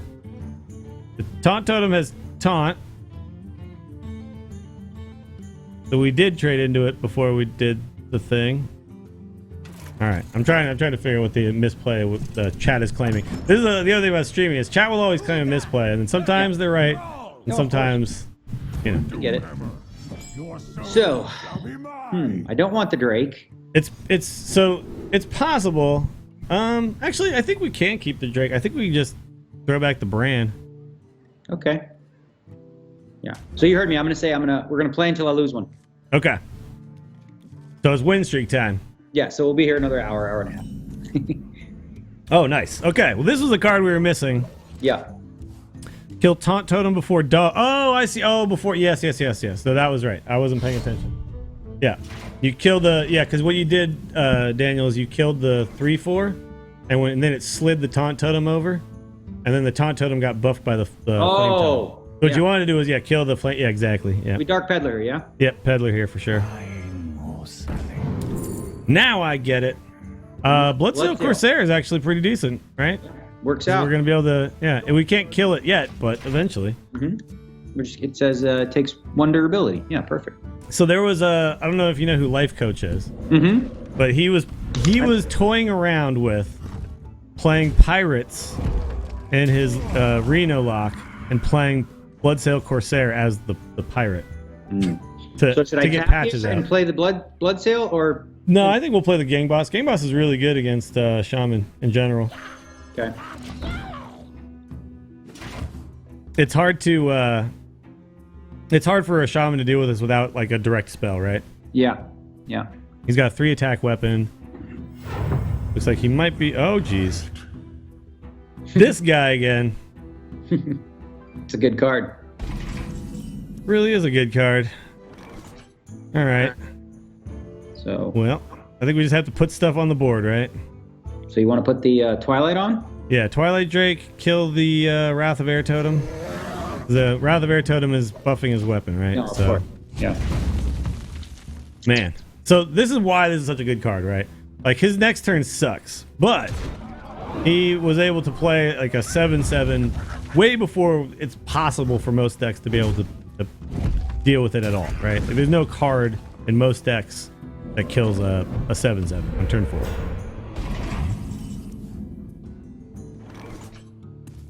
So would this be crazy to like? Are you thinking about Leroying it? Yeah. It's not crazy. It's actually not that crazy at all. Now that I have like massive board control, I think it's totally fine. well, I'm doing it. Yeah, do it. This is one of those things that a lot of players will just be like, I'm never doing that. Like Leroy is only to go face with. I use Leroy probably too much. It's just like you're a fairly liberal Leroy player. Okay, I can respect that. I don't know. Maybe it's wrong. No, I think that's totally acceptable. Okay, this is nice. So the fact that he played Hex can generally let us know that he's a bit of a slower deck, right? Sure, of course. Because they don't play Hex in the aggro version at all. Yeah. Like as soon as you see that, you can start expecting things like Lightning Storm and stuff like that. So feels like a tap here, right?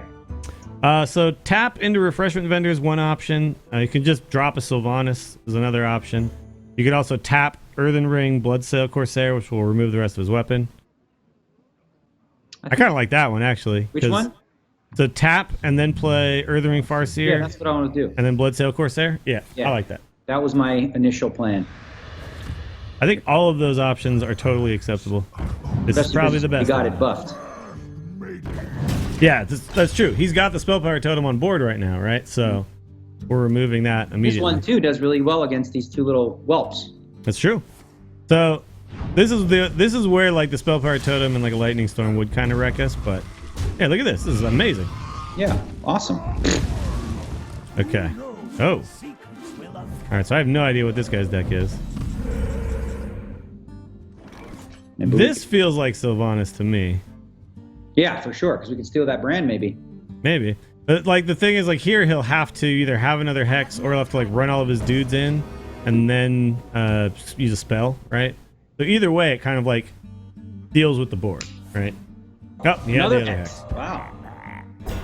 Interesting. But that means that there's no Hex when we play like our 8/8 and stuff, right? Sure, yeah. I'm happy to get, I'm happy he hexed those ones actually. Oh, this sucks, by the way. I don't know if you knew this interaction. Bran does give you double battle cry on the Jade Claws weapon as well. Oh, good draw. This could be Twisting Nether or Refresh and Sun Fury. So you could go like Ooze, Refresh, Sun Fury, but man, Twisting Nether does feel pretty clean here. Just to get rid of that brand in case he does some more damage with the Jades. I don't know. Let's go Twisting Nether. Go for it. I'm in. Okay. I think Ooze Refreshment Sun Fury was also totally fine there. People in chat are saying he might also have Alakir and Ragnaros. Yeah. Oh yeah. That could all these could all be in his deck. Damn. Oh, so he's like straight up Jades. Okay. The straight up Jades is for sure a problem. Okay, so this is one of those spots where I asked the question on Twitter because I could play Jiraxis, clear one of his things, and then Reno later, or you know what I mean, like. Yeah, I mean, so if he's playing Jade, there's actually it's definitely this is a risk. So before we go into this, we have to understand what the risk is, right? If we kill like the Manatide Totem, then we're gonna take 4/7, and we'll be at 15. So you'd only have to have 8 damage. But if you do Jiraxis now, you start like the never-ending train of 6/6s that helps us deal with the fact that he's making like Jades every turn, right? I think that we're gonna lose if we don't play Jiraxis. I'm kind of with you. I do kind of think though that there is a choice between whether you kill the 3/3 or you kill the 0/3. I think those are your two options. Are you afraid of him drawing a lot of cards, or are you afraid of just taking a bunch of damage? Well, at this point, I'm not afraid of the game going deeper, right? Normally, I would kick the 0/3, but I think now I'll go for the 3/3. Sure, I'm with you. Like, I feel like late game, I'm fine. Yeah, I think. Well, also, if you kill the 3/3 now, you're technically taking less damage, right? Exactly. He's not gonna hit it twice. Yeah. Nope. I guess we're just dead. Wait, is that lethal? That's not lethal. He needs a little help. They need to spell too. This would be so fun if I can Reno him. No! Spell. There it is. You're dead.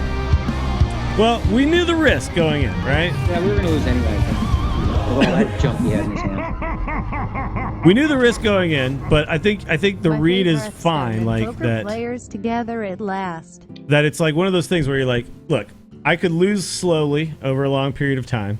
Yeah. Or I could do this risky play now and potentially like just blow the game out, right? Yeah.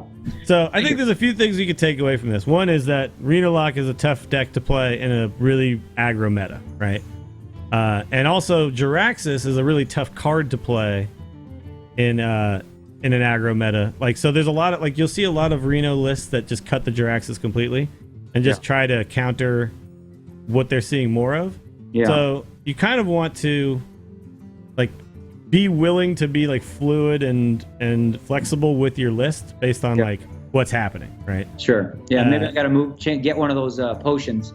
The Blast Crystal Potion? Yeah, Blast Crystal Potion would have killed those 7/7s when we were facing those for sure. Yeah, but, good, you know, Jade decks. Were there any, like, weird things where you're like, I don't understand why we're doing any of this stuff? Because it seemed like you were on board with, like, the reasoning behind everything. No, totally. Like, there's just some different, you know, things in terms of, like, when you have so many cards in your hand. Yeah. And there's so many, like, little different ways, because it has so much different ways to remove, you know? That I would have, like, removed things differently, and I don't know if it's better or worse necessarily. I mean, it seemed like the way you thought about it was better.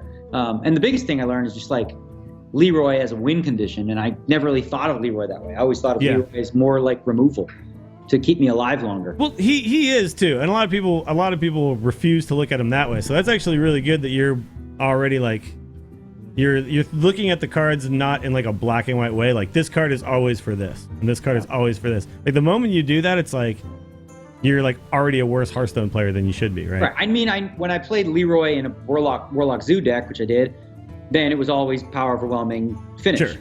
Yeah. That's, you know, when I'm playing a control deck, I look at it as, okay, it's even more removal to an already, like, large stable of removal that I have. Yeah. No, totally. It's very true. But I mean, it's similar to, like, poker, right? Like, you don't play 7-8 suited the same way every single time, right? Like, it kind of depends on what's happening. Like, you have to realize that every situation is completely different. Yeah. And, you know, sometimes you see the same things over and over again, and you can adjust for that. But, like, most of the time, you have to just think about what's going on at that very moment and not just like, this is what I do with this card, right? So, yeah. Well, dude, that was really fun having you on, man. I'm sorry we didn't, like, just crush the ladder, but it's all good. I'm, like I said, I was really struggling with this deck, and I feel like I got so much, like, better at it already.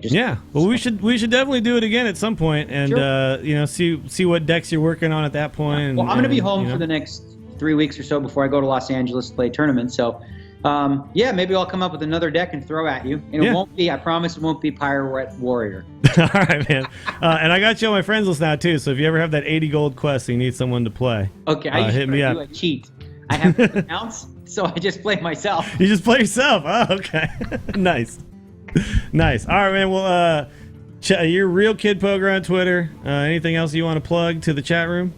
Oh, I got a podcast. Oh, yeah, you got a podcast. It's pretty sweet, too. You guys should listen to it. And I'll tell you what, actually, it's something interesting that if you guys want to learn how to play poker, if anybody is on there, I'm starting on Monday on my YouTube channel, which is Negreanu. I'm going to start with some poker tips. Monday, I'm going to roll out a video that's maybe like a 5 to 7 minute video on, say, for example, why do you hate pocket jacks? And here's 3 tips on how to do it better. Then on the Thursday, I'm going to go over one of the bigger hands, one of the more famous hands, and I'm going to break it down. Talk about what you shouldn't have done. So I'm going to up that, and I'm also doing the podcast pretty regularly, and they're up on fullcontactpoker.com. Sweet. Everybody go check that out. I actually I was not aware of the YouTube channel, so I'm going to definitely get on that. You weren't aware because it wasn't really a thing until it's going to happen.